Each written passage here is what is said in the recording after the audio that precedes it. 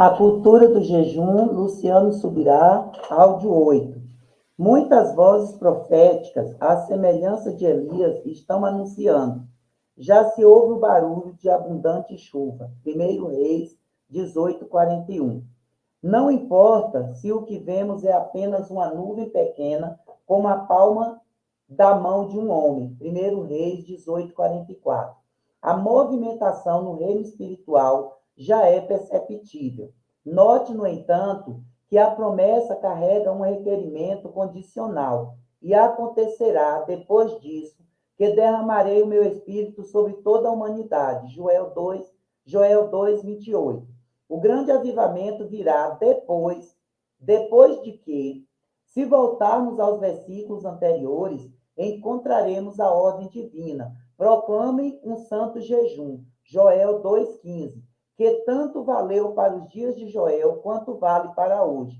O jejum era um ato de humilhação associado à tristeza, seja pelo arrependimento ou mesmo pelo luto, e a convocação divina tratava exatamente disso. Reúnam o povo, santifiquem a congregação, congreguem os anciãos, reúnam as crianças e os que mamam no peito. Que o noivo saia do seu quarto e a noiva dos seus aposentos. Que os sacerdotes, ministros do Senhor, chorem entre o pórtico e o altar e orem. Poupa o teu povo, ó Senhor, e não faças da tua herança um objeto de deboche e de zombaria entre as nações, porque hão de dizer entre os povos, onde está o Deus deles? Joel 2:16 e 17. O chamado divino era para que seu povo se entregasse a um jejum marcado por arrependimento e orações pela restauração da nação de Israel, chamada de a herança do Senhor. Logo, se o derramado do Espírito está condicionado a um jejum marcado por arrependimento e orações por restauração da igreja, porque isso ainda não se tornou uma tarefa urgente e da mais alta importância para nós. O jejum não possui apenas importância na perspectiva pessoal, ele também é de grande relevância na perspectiva comunitária.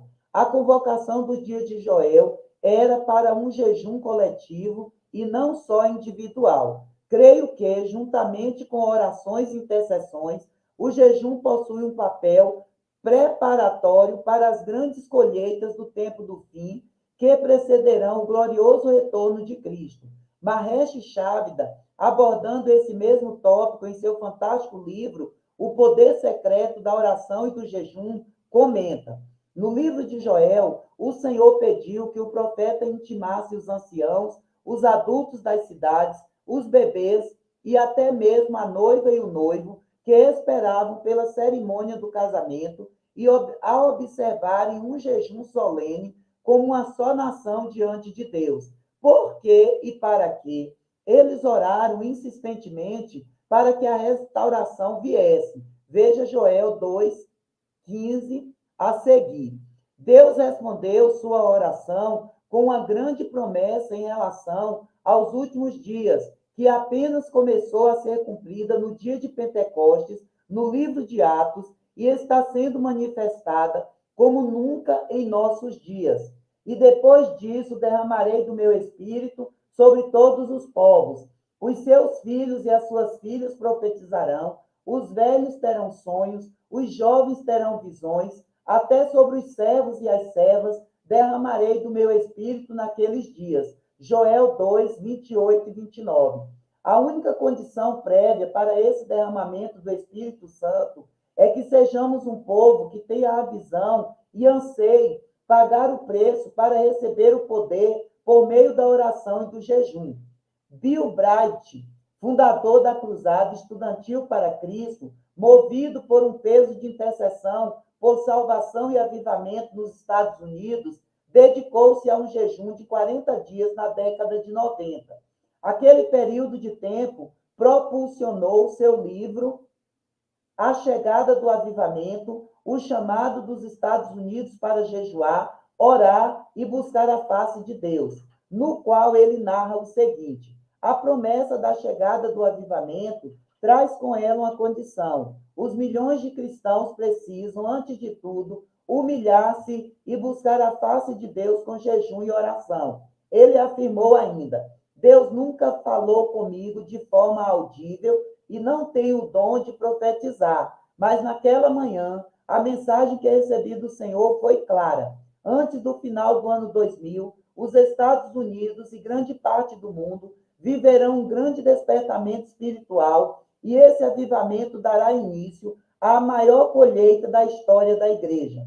Senti que o Espírito Santo estava me dizendo que milhões de cristãos precisam buscar a Deus de todo o coração, com jejum e oração, antes que ele intervenha para salvar os Estados Unidos. Fui chamado pelo Espírito a orar para que milhões de cristãos se humilhem e busquem a Deus com jejuns de 40 dias. Lou Engle e Jean Brides comentam sobre aquela convocação.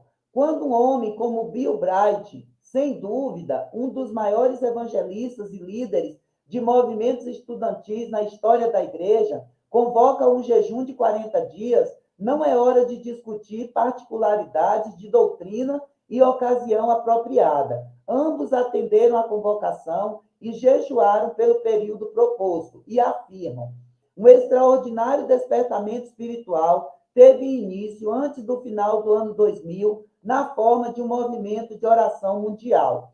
Em 1999, uma série de eventos foi sincronizada pelo relógio divino. Os líderes que lançaram uma grande escalada de oração espalharam-se pelo planeta. Eles não se conheciam e não haviam coordenado o trabalho, mas desde aqueles primeiros esforços hesitantes, uma casa de oração para todos os povos, Isaías 56:7, de âmbito mundial, tornou-se legítima pela primeira vez na história. Eles destacam movimentos que se iniciaram naquela época como o movimento de oração 24/7, em 1999, por Pete Greig, a Casa Internacional de Oração, iniciada em Kansas City, Estados Unidos, por Mike Baldwin. Também em 1999, ministério que mantém oração contínua há mais de 2 décadas e teve seu alcance e capacidade de mobilização ampliados imensuravelmente por meio das transmissões online, atingindo o mundo todo. O DECAL, também iniciado em 1999, quando Lou Engle reuniu quase 500.000 de jovens para um dia de jejum e oração em frente à Casa Branca, além do Dia Mundial de Oração, iniciado em 2000 pelo sul-africano Graham Power. Obviamente, a lista está longe de ser completa, mas indica, a título de exemplo, ações que creio serem parte de um movimento propulsor maior de preparação para a chegada das últimas chuvas. Sou grato a Deus pela vida de Valnice Milhomens, que ainda na década de 90 começou a ensinar com profundidade sobre o jejum. Ela foi uma das pessoas que mais me inspirou a desenvolver essa disciplina. Em seu clássico livro, O Jejum e a Redenção do Brasil, já citado anteriormente, ela afirma: o jejum não tem sido uma prática comum em muitos arraiais evangélicos, mas ficaremos surpresos de ver a importância que ele tem na Bíblia. Graças a Deus, hoje, o número dos que se voltam a esse salutar exercício espiritual cresce muito. Um novo dia tem raiado e há uma fome espiritual no coração de multidões de discípulos que buscam viver no vigor e poder da Igreja Apostólica. Vivemos dias de renovação espiritual numa grande ala da Igreja. Seu clamor tem subido ao céu e o Espírito de Deus desperta nossos corações e faz-nos arder de fome e sede por uma vida cristã autêntica, que afete o mundo que nos cerca. Um povo se levanta no meio da igreja, anelando ver a noiva imaculada, sem mancha, nem ruga ou defeito algum, mas santa e irrepreensível. E certamente nas dores de parto, por um avivamento espiritual, descobrir-se-á o caminho bíblico da prática do jejum ao Senhor. Penso que a frase nas dores de parto por um avivamento espiritual, descobrir-se-á o caminho bíblico da prática do jejum ao Senhor. Continua soando tão verdadeira e profética quanto na época em que foi escrita há quase 3 décadas. Marcador de um novo tempo. O jejum, no contexto que tenho abordado, de preparação para um avivamento, de um avanço significativo para uma grande colheita, bem como da santificação necessária à igreja antes da vinda de Cristo, é essencial. Jesus, antes de dar início a seu poderoso ministério terreno, jejuou. É evidente que, embora não se possa afirmar que seja o único fator propulsionador de uma nova estação, o jejum, no mínimo, é parte dessa equação. Já demonstramos que Cristo previu e instruiu que seus discípulos jejuariam quando ele fosse tirado. Certamente isso foi colocado em prática, embora o livro de Atos registre apenas alguns poucos exemplos. O ministério de Paulo, o apóstolo dos gentios, nasceu quando, após sua conversão, ele estava trancado por 3 dias, durante os quais nada comeu nem bebeu. Atos 9:9. Orando. Atos 9:11. Ananias foi enviado a ele com a mensagem clara: este é para mim um instrumento escolhido para levar o meu nome diante dos gentios e reis, bem como diante dos filhos de Israel. Atos 9:15. O jejum de Paulo, então, antecedeu seu envio. Quando uma nova estação missionária teve início, na qual a igreja deixou de praticar apenas missões acidentais, provocadas pela perseguição de Atos 8, 1 e 4, e migrou para a prática de missões intencionais, concebidas por projeto e direção do Espírito Santo, o jejum é novamente encontrado precedendo a nova estação. Enquanto eles estavam adorando o Senhor e jejuando, o Espírito Santo disse: separem-me agora Barnabé e Saulo para a obra a que os tenho chamado. Então, jejuando e orando, e impondo as mãos sobre eles, os despediram. Atos 13, 2 e 3. O jejum estava lá antes do envio, quando o projeto era gerado espiritualmente, e também estava na hora da imposição de mãos e do envio propriamente dito.